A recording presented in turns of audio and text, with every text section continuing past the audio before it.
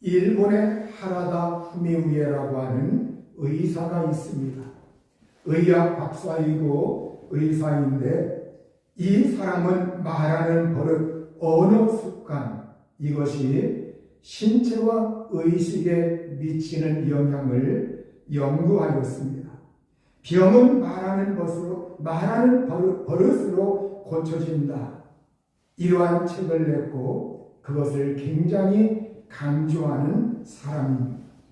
긍정적인 언어 습관, 이것이 자기 의식을 바꾸고 행동과 습관을 변화시켜서 궁극적으로 건강을 유지하고 건강을 회복할 수 있다고 주장을 합니다. 무심코 털어놓는 말로 자기 의식이 바뀐다.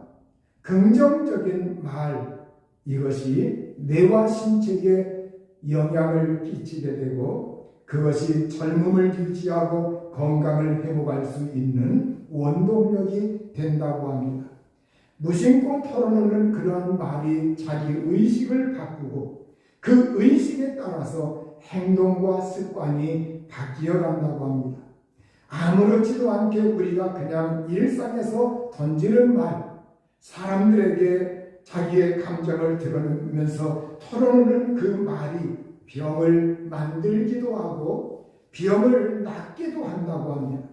자기 몸속의 세포들은 자기가 하는 말에 늘 귀를 기울이고 그 세포들이 그 사람이 하는 말에 반응을 한다고 합니다. 그 사람이 젊음이 넘치는 말, 긍정적인 말, 산다고 하는 말, 이런 말을 입에 달고 살면 그것이 몸에 익혀지고 그 사람의 신체 리듬과 모든 뇌 호르몬이 분비되면서 젊음의 그러한 기운을 그 사람에게 가져다주고 몸에 건강한 유익을 끼치고 그래서 젊음을 지키는 그 생화학적 반응을 유발하고 그것이 삶의 자리에 나타난다, 이렇게 강조합니다. 그러나 늙은이 같은 말, 우리가 맨날 죽는다, 피곤하다, 이러한 말을 연관하면 늙어가는 뇌 호르몬이 분비되어서 노화를 촉진하게 된다고 말을 합니다. 우리가 사람이 말하는 것, 말투, 말하는 억양, 말하는 버릇, 이것이 어떤 사람은 늘 긍정적이고 밝고 희망적인 그러한 말을 하는 사람도 있고 어떤 사람은 입에 나는 죽겠다, 힘들다, 피곤하다, 안 된다, 늘 이러한 말을 입에 달고 사는 사람이 있습니다. 우리가 말투라고 하는 것, 이 말하는 것, 이것이 허공으로 사라지는 것이 아니라 이것이 그 사람의 뇌에 축적이 되고 세포가 반응을 하고 의식을 만들어가고 생활 습관을 만들어가면서 그 사람의 삶에 전반적으로 영향을 끼치게 됩니다.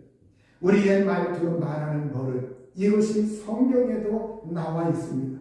우리 예수님께서 잡히시는 그 밤에 베드로가 사람들 앞에서 나는 그를 모른다, 이렇게 부인하였습니다. 그때 불을 쬐면서 사람들이 옹기종기 모여 있는데 어떠한 여자아이가 또 그곳에 모여 있는 사람들이 이렇게 말을 합니다. 네 말투를 보니까, 네 억양을 보니까, 네 말소리가 보니까 너도 그와 한 도당이다, 그와 한 패다. 예수님과 한 패요, 예수님과 한 도당이다. 네 말소리가 너를 표명한다. 이렇게 마태복음 26장 73절의 말씀을 하고 있습니다.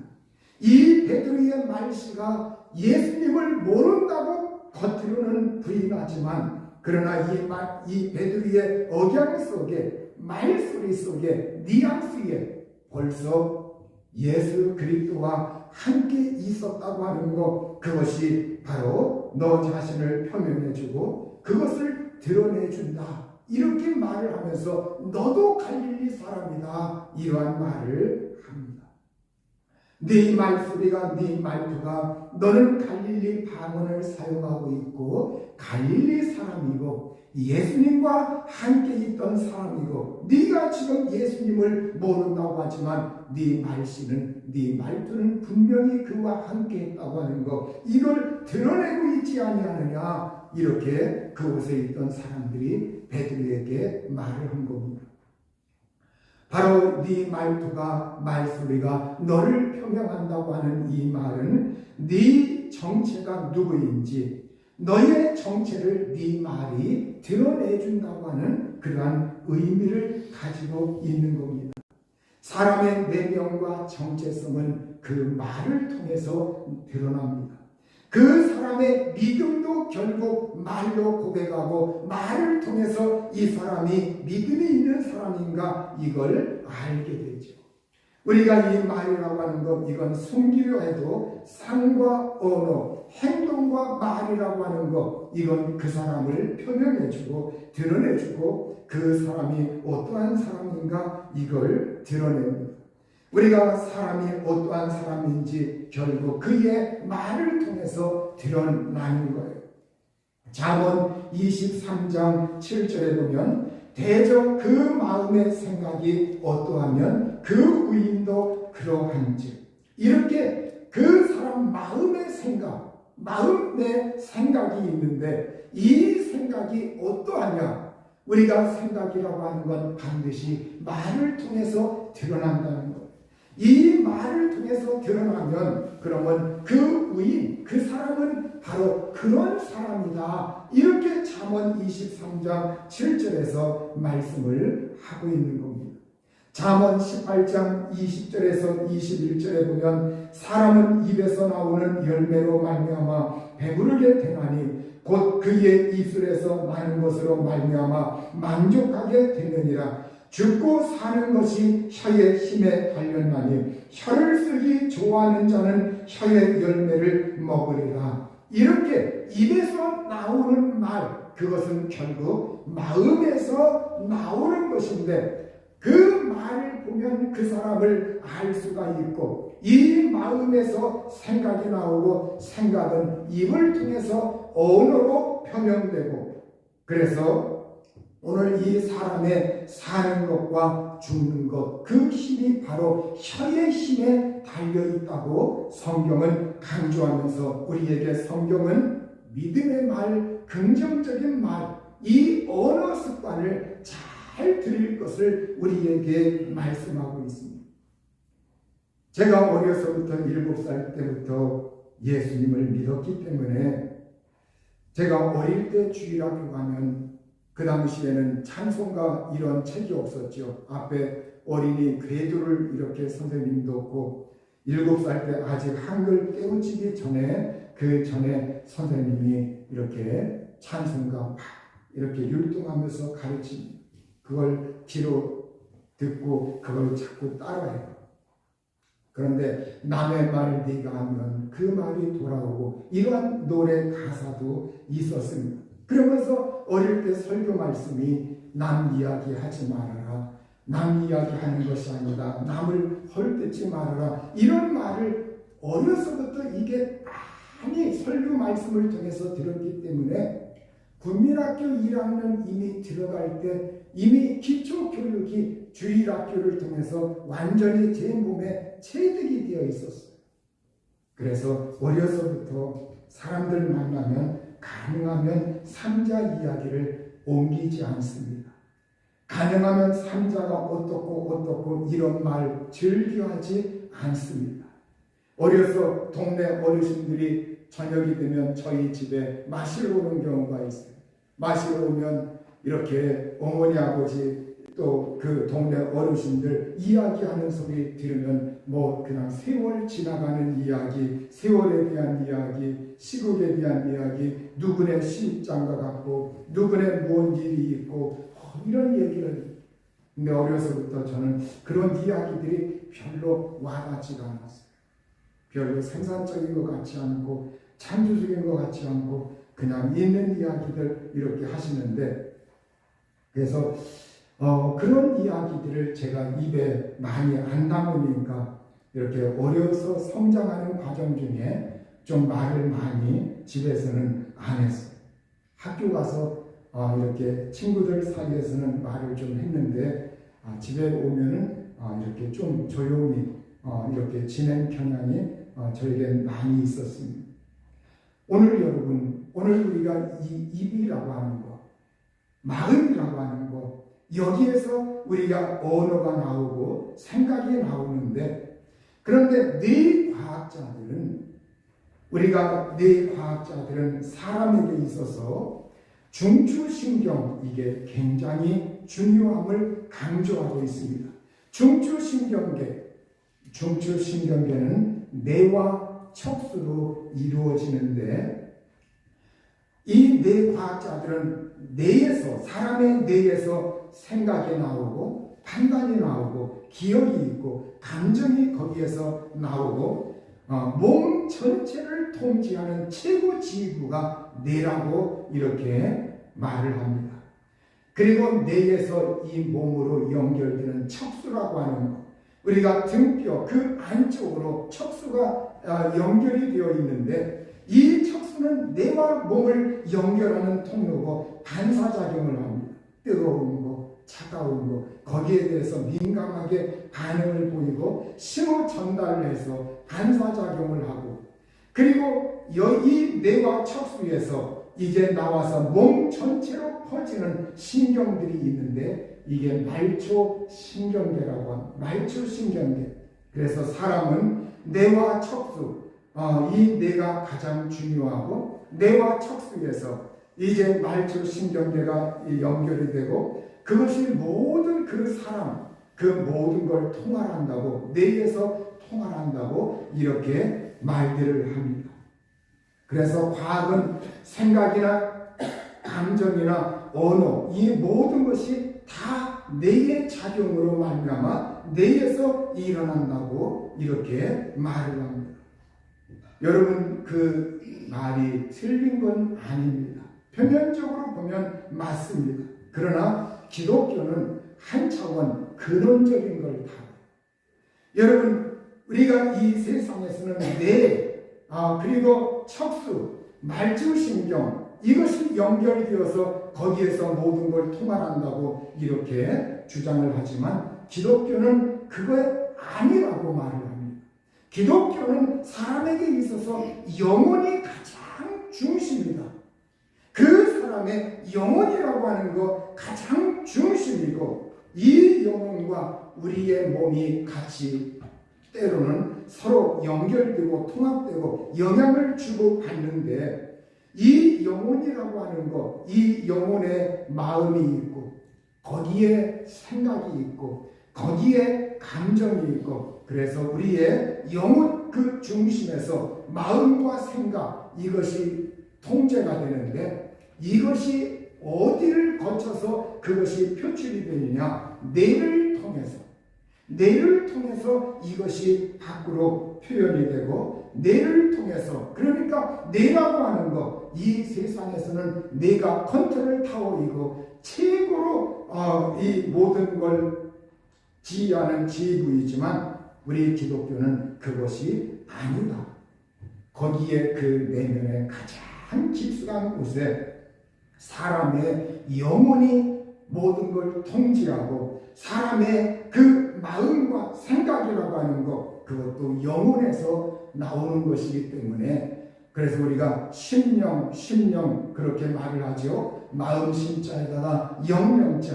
여러분, 오늘 우리가 이 영혼이라고 하는 것, 우리의 사람의 영과 혼, 여기에서 모든 걸 통할하면서, 그러면서 이것이 뇌에도 영향을 끼치고 우리의 몸에도 우리의 신경계통에도 영향을 끼쳐서, 성경은 근원적으로 우리에게 무엇을 다스리라고 말을 하느냐? 마음을 다스려라. 네 마음을 지켜라. 생명의 근원이 바로 거기에서 나오느니라. 이렇게 말을 하고 있는 겁니다. 그래서 오늘 우리가 정말로 우리는 이 마음과 생각이 영혼에서 나오고, 그것이 뇌로 전달되어서 뇌를 통해서 그것이 밖으로 이렇게 드러난다고 우리는 그렇게 알고 그렇게 이해를 해야 하는 겁니다. 이 세상에 뇌과학자나 아니면 마음 연구하는 심리학자들이나 이러한 사람들, 또 정신분석, 이 정신을 연구하는 사람들, 이러한 사람들은 우리 사람을 봤더니 아무리 엑스레이를 찍어보고 촬영을 해보고 사람 그 실신을 해부해보고 아무리 해도 영혼이라고 하는 건 자기들이 만질 수도 없고 찾을 수도 없고 이렇게, 그래서 사람들이 아무리 모든 걸 보니까 결국은 뇌에 연결이 되고 뇌에서 모든 걸 컨트롤한다 이러면서 영혼이라고 하는 걸 오늘날 우리가 이 물질 중심 유물론의 사고에서는 유물론의 그 사고가 뇌과학, 심리학 다 영향을 끼치고 있습니다. 그렇기 때문에 여기에서는 영혼을 부정해요. 사람의 영혼이라고 하는 것, 사람의 정신이라고 하는 것, 이것도 결국은 육신에게서 나온 것이다. 그러면서 우리가 이 물질주의 이걸 주장하기 때문에 그 영향을 받아서 현대사회는 물질이 재물이 최고다. 재물 앞에, 물질 앞에 다들 꾹박꾹박 무릎을 꿇으려고 하고 그 앞에서 사족을 못 쓰고 그 앞에서 사람들은 그걸 챙기기 위해서 정말로 그 중요한 사람의 목숨까지 앗아가고 또 그걸 다른 거로 변장을 해가지고 숨기고 이런 일들이 비일비재하게 이 세상에선 일어나고 있어요. 여러분, 공산주의도 뭡니까? 그 이면에 쭉 계속 이렇게 파헤쳐가면 결국 유물론이에요. 유물론에서는 모든 의식이나 생각이나 정신이나 이런 것이 물질에서 나옵니다. 그러면 그 물질의 최첨단부는 어디냐? 사람의 머리라는 거예요. 뇌라는 거예요. 그러나 우리 기독교는 그렇게 말하지 않습니다. 우리에겐 하나님이 우리에게 영혼이라고 하는 것, 정신이라고 하는 것, 우리의 이 영혼, 마음, 이것이 뇌에 영향을 끼쳐야 되고 우리의 신체 부위에 영향을 끼쳐야 되고, 그래서 오늘 우리는 하나님의 성령, 오늘 우리가 이 마음과 생각, 이것이 정말로 오늘 우리는 하나님 안에서 이제는 내 마음이 뇌에 작용하고 내 영혼이 우리의 뇌와 우리의 몸과 우리의 신경 모든 것에 영향을 끼친다고 하는 것, 이걸 우리가 받아들이고 우리가 진정으로 이 세상에서 살 때에 내가 마음을 잘 다스리고 영혼을 잘 다스리고 궁극적으로 우리의 몸까지도 내 영혼과 우리의 모든 것이 조화를 이루면서 내가 하나님 앞에서 이제는 내 몸과 내 영혼 모든 것이 전인이 하나님 앞에 반응해서 하나님께 영광 돌리는 그러한 사람이 될 때 하나님은 그 사람 전체에 하나님의 은혜를 내려주시는 줄로 믿습니다. 잠언 17장 22절에 보면 마음의 즐거움은 양약이라도 심령의 근심은 뼈를 마르게 하느니라, 이렇게 말씀하고 있어요. 마음의 즐거움, 기쁜 마음, 이건 양약, 좋은 약이다. 우리가 마음의 즐거움이라고 하는 것, 우리가 이 마음, 영혼의 중심부에서 이 마음이라고 하는 것이 좌수하고 자리 잡고 있는데 우리가 이 기쁜 마음, 이건 좋은 약과 같이 영향을 끼친다는 거예요. 우리가 마음을 기쁘게 하는 것, 우리가 성경은 항상 기뻐하라, 믿음 안에서 기뻐하라, 우리가 항상 예수님 안에서 기뻐하라, 우리가 이 마음의 즐거움, 기쁜 마음을 우리가 유지하고 있으면 이것이 양약이 되어서 그 사람 온몸에 이게 효과로 나타나고, 그리고 심령의 근심, 그 상한 영이라고 하는 것, 이건 뼈를 마르게 한다. 뼈를 마르게 한다. 우리가 상한 영, 상심한 영, 마음속에 근심이 많은 사람, 근심, 걱정, 이러한 괴로움을 안고서 살아가는 사람, 이것은 뼈에까지 영향을 줄 만큼 뼈가 마를 정도면 우리의 몸은 어떠하겠습니까? 오늘 그러하기 때문에 우리가 내 마음 중심의 즐거움을, 기쁨을 유지할 수 있는 그 능력은 하나님의 말씀에서, 하나님의 은혜에서, 하나님에게서 온다고 하는 것, 이걸 우리가 아시고서 하나님을 전심으로 의지하여 우리의 이 세상 염려, 근심, 걱정 모든 것을 주님의 십자가 아래 내려놓고 하나님의 은혜로 충만하여 그러한 모든 것을 이길 수 있는 심령들이 될 수 있기를 바랍니다. 시편 116편 10절에 보면 내가 크게 고통을 당하였다고 말할 때에도 나는 믿었도다, 이렇게 말씀하고 있어요. 이 시편 기자가 내가 크게 고통을 당하였다 이렇게 말할 때에도 나는 믿었다. 그러면 여러분, 믿음이 약한 사람들은 어떠합니까? 고통을 당하면 원망을 하고, 고통을 당하면 싫어하고, 고통을 당하면 하나님 왜 내게 이러한 고통이 있습니까? 그러면서 걱정하고 염려하고, 어떤 사람들은 믿음에서 자꾸 떠나고 이탈하려고 해요. 그러나 믿음의 사람은 어떻게 하느냐? 그 고통도 크다겠어요. 크게 고통을 당하였다고 말할 때에도 나는 믿었도다.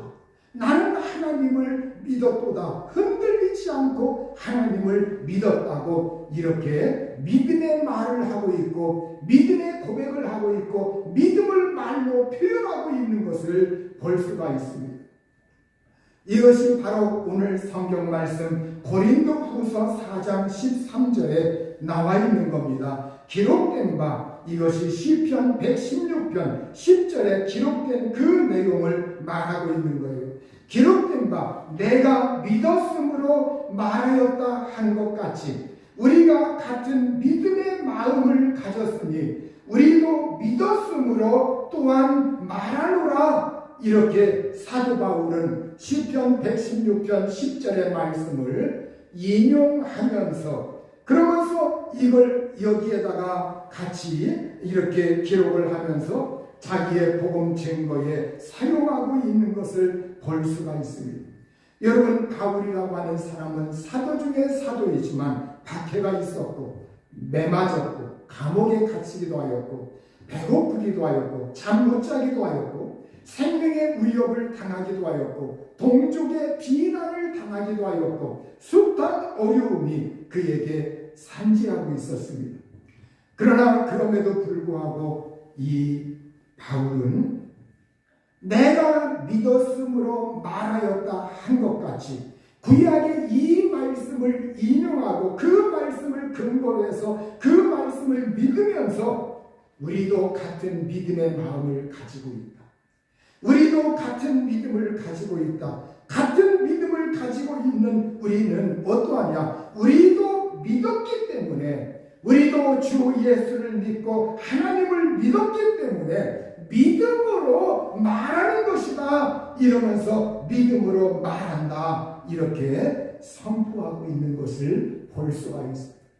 오늘 우리가 이 세상에서 내 마음속에 염려, 걱정, 근심이 많이 찾아오지만 그럼에도 불구하고 그걸 극복하고 우리가 믿음으로 선포하고 믿음으로 말할 수 있는 그러한 사람이 되어야 한다는 거예요. 바울이 배를 타고 로마로 앞선될 때, 이제 바울이 복음의 사역을 거의 마칠 무렵에서 그가 로마로 앞선되고 있어요. 그런데 그가 로마로 앞선될 때 유라굴로라고 하는 광풍을 만나게 됩니다. 배 안의 사람들이 거의 죽게 되었어요. 이제 구원의 여망이 없어졌고 여러 달 동안 해도 별도 보이지 않고 큰 풍랑이 그대로 있으며 구원의 여망마저 없어졌더라, 이렇게 사도행전 27장 20절에 말씀하고 있어요. 그들은 여러 날 먹지 못하고 잠도 잘 못 자고 이제 어떻게 하나 벌벌 두려워 떨 때, 그때 이 바울이 밤중에 하나님의 사자를 이제 접하게 됩니다.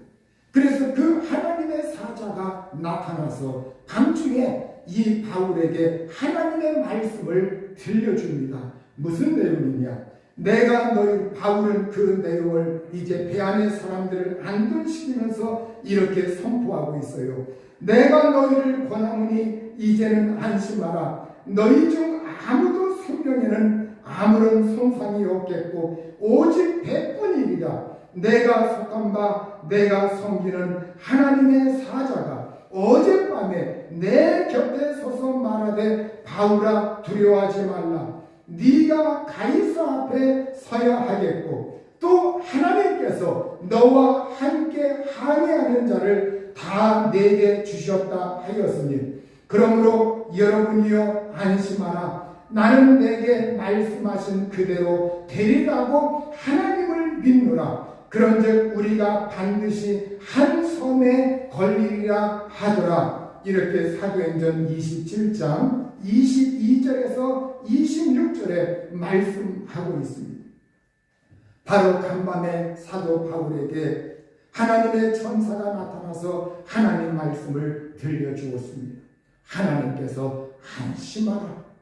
두려워하지 말아라. 생명에는 지장이 없다. 생명은 보존될 것이다. 그러나 배라고 하는 것은 파손당한다. 이런 말씀을 들려주었기 때문에 바울은 그 천사를 만났고 하나님의 사자를 그가 목도하였고 그 말씀을 전해 들었고 바울은 이제 하나님의 사자를 통해서 나에게 주신 이 말씀을 마음속에 새기면서 이 바울은 반드시 우리가 정말로 여러분이여 안심하십시오. 나는 내게 말씀하신 그대로 되리라고 하나님을 믿습니다. 그러면서 그 사람들의 동요하는 것을 안동시키면서 안심하십시오. 두려워하지 마십시오. 걱정하지 마십시오. 우리는 죽지 않습니다. 하나님이 간밤에 저에게 나타나셔서 말씀해 주셨습니다. 저는 그 말씀하신 그대로 되리라고 하나님을 믿습니다. 이렇게 말로 했던 거예요. 말로 선포했던 거예요. 이게 바로 믿음의 고백이죠. 오늘 여러분 우리가 이 믿음의 말을 하였을 때, 믿음의 고백을 하였을 때, 믿음의 선포를 하였을 때 하나님이 듣습니다. 천군 천사가 듣습니다. 사무엘일째 하나님이 그 사람을 주목하십니다. 올거니 너는 그 상황에서도 믿음의 고백을 하고 있구나. 너는 그 상황에서도 믿음의 말을 하고 있구나. 네 믿음대로 될지어다. 성경에 예수님을 만난 사람들 보세요. 병든자들이 예수님을 많이 만났는데 예수님이 대화하시고 그 다음에 그들이 믿음을 이렇게 고백하죠. 믿음을 고백하고 예수님, 구원하시는 예수님, 제사하시는 예수님, 치료하시는 예수님, 이걸 그들이 고백을 합니다. 그들이 고백을 하니까 예수님께서 말씀하시는 게 뭐예요? 네 믿음대로 될지어다. 이렇게 예수님께서 말씀하십니다. 예수님이 대화하실 때도 결국은 그들의 믿음을 이끌어내어서 그 믿음을 말로 표현할 수 있도록 예수님은 거기에서 대화하시면서 이끄시고 도와주시는 거예요. 오늘 여러분 우리가 이 세상에서 결국 어려움이 있을 때 그때에 내가 하나님이 나와 함께 하셨습니다. 우리 하나님께서 은혜로 나를 여기까지 오게 하셨고 은혜로 살게 하셨습니다. 하나님의 은혜를 자꾸 말하고 하나님의 은혜로 공짜 선물로 나의 생명을 연장시키셨고 하나님이 나를 지키셨고 하나님이 도우셨다고 자꾸 내가 이걸 생각하고 말하고 그걸 인정하고 또 그걸 부여잡고 하나님 지금까지 주님의 은혜로 제가 살아왔으니 앞으로도 물론 몸의 어떤 부분이 이제 나이가 점점 들고 하니까 어떤 부분이 이렇게 망가진 부분이 틀림없이 있습니다. 그런데 그것이 우리가 100% 안 고쳐져도 그런 상황 속에서 하나님의 은혜 가운데 하나님이 붙들어 주시면서 우리가 살 수 있도록 하나님이 그만하게 우리를 붙들어 주시고 인도하시는 거예요.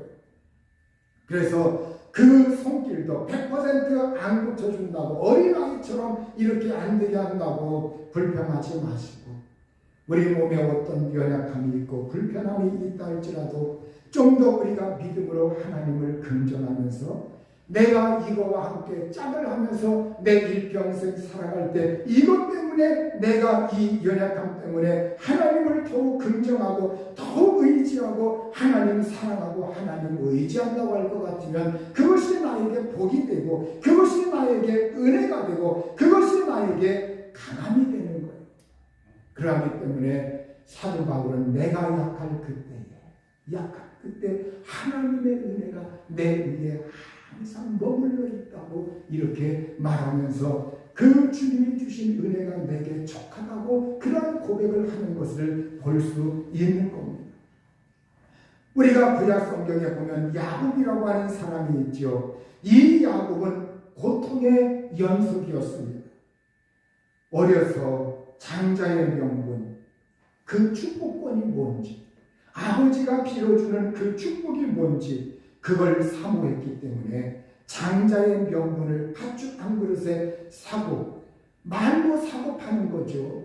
이 장자의 명분을 이렇게 말을 해가지고 말로 흥정해서 그걸 샀어요. 그것도 말로 이루어집니다.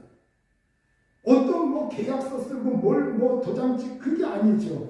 말로 이루어지는 거예요. 장자의 명분, 팥죽 한 그릇만 이제 얻어먹고, 근데 그것 때문에 젊은 어린 나이에, 정말로 청소년기 때 어린 나이에 이렇게 먼 바다가람 애삼촌 집이 있는 그곳으로 떠나게 돼요. 그곳에서 20여 년 동안 살 때 고향 소식 전해 듣지 못하고, 우리 어머니 아버지 잘 계신가? 또 애서는 잘 있는가? 또 그곳에는 어떤 일이 지금 일어나는가? 얼마나 궁금했겠어요. 그리고 그곳에 떨어져 있기 때문에, 젊은 날에 떨어져 있기 때문에 어머니 아버지의 사랑 감싸게 못 받았어요. 못 받았어요. 그러니 얼마나 애롭습니까? 쫓겨나듯이 도망가고 그곳에서 살고. 근데 이삼촌 집에서 처음에는 좋았죠. 결혼도 하고 처음엔 좋았는데 더부살이 하면서 그 속에서, 그러나 예삼촌이 꾀를 내고 그래가지고 20년 동안 고생을 해요.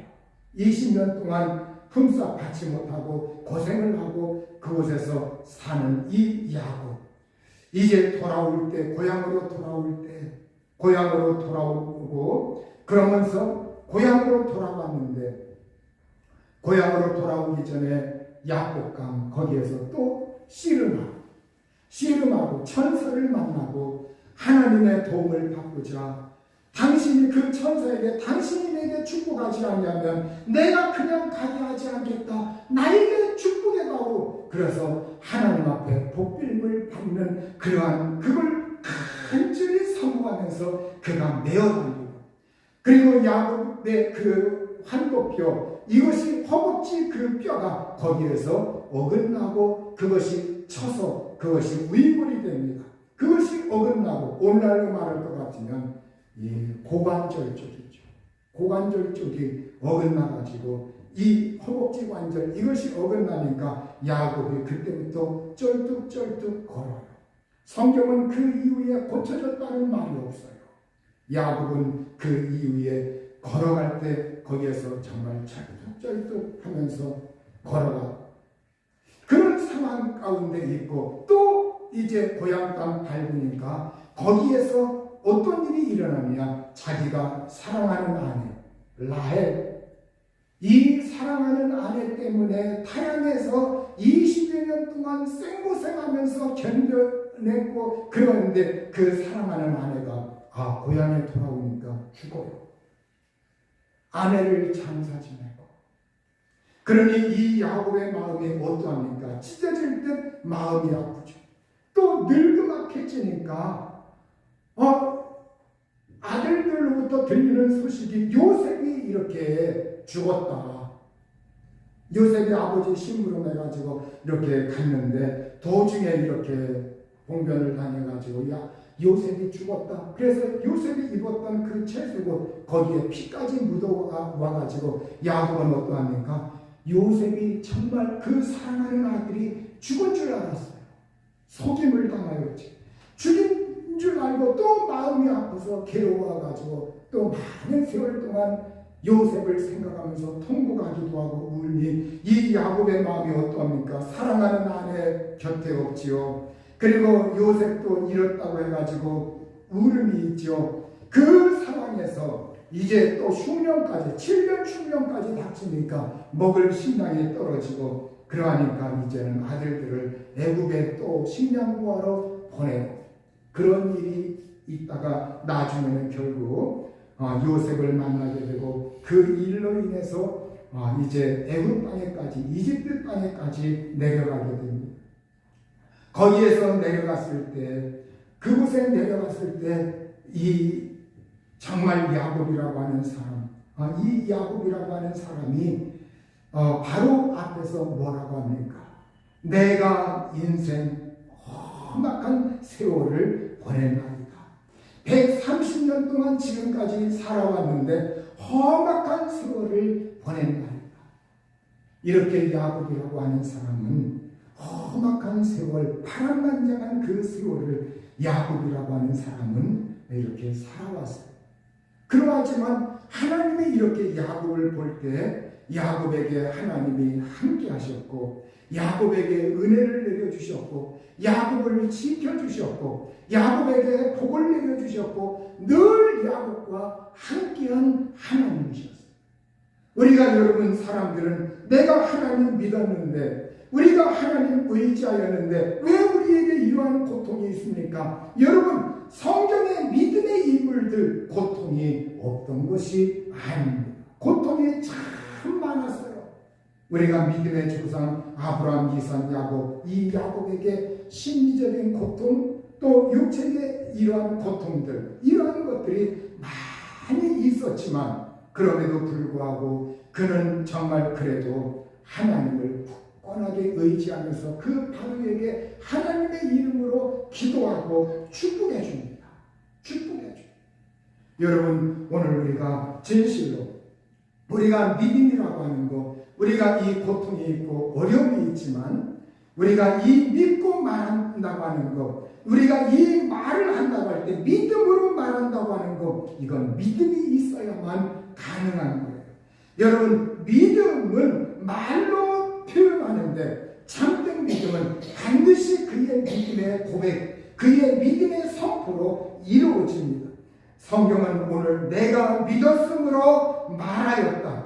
내가 믿었기 때문에 주님을 믿었기 때문에 내가 믿음의 말을 하였고 지금까지 그렇게 믿음으로 말해왔다고 이렇게 고통 속에서도 믿고 말하는 신앙 거기에 하나님의 위대한 창조의 능력이 나타나고 치유의 능력이 나타나고 은혜의 역사가 나타나고 하나님께서 우리를 끝까지 우리에게 어떤 부분에 불편한 점이 있지만 그럼에도 불구하고 그것 때문에 망하게 하지 않으시고 그것 때문에 그 사람을 죽게 하지 아니하시고 끝까지 하나님의 품 안에서 우리를 품어주면서 우리가 이 세상에서 주님의 은혜를 누리게 하고 주님의 은총을 가운데 복을 누리면서 살 수 있는 그 은혜를 하나님이 날마다 주신다고 하는 걸 우리가 기억하면서 믿음으로 기도하고 믿음으로 말하고 그래서 나는 하나님의 은혜로 살아왔습니다. 앞으로도 하나님이 나를 지켜주실 겁니다. 하나님의 은혜로 건강을 유지해왔고 치료해 주셨습니다. 앞으로도 하나님께서 나를 건강하게 하시고 치료해 주실 겁니다. 하나님의 은혜로 사업을 해왔습니다. 하나님의 은혜로 직장 생활을 해왔습니다. 나이가 들어도 하나님께서 나를 살리시고 먹여주시고 입혀주시고 도와주실 줄을 믿습니다. 이렇게 하나님께 기도하고 또 믿음의 말을 하고 실제 그러한 믿음의 말을 하면 하나님이 들으시고 아멘 네 믿음대로 될지어다 네 말대로 될지어다 이렇게 하나님께서 우리에게 은혜 주시고 그때 우리의 몸의 모든 반응도 그렇게 되는 줄로 믿습니다. 우리 모두 어려움이 있다 할지라도 낭망하지 마시고 불평하지 마시고 자포자기하지 마시고 끝까지 우리를 도우시고 인도하시고 함께 하시는 하나님의 은혜의 손길을 바라보면서 믿음으로 말하고 믿음으로 생각하고 믿음으로 기도하시고 믿음으로 성경 읽고 믿음으로 하나님의 이 능력의 말씀을 풀어놓을 수 있기를 우리 주의 이름으로 축원합니다. 우리 시간 합심해서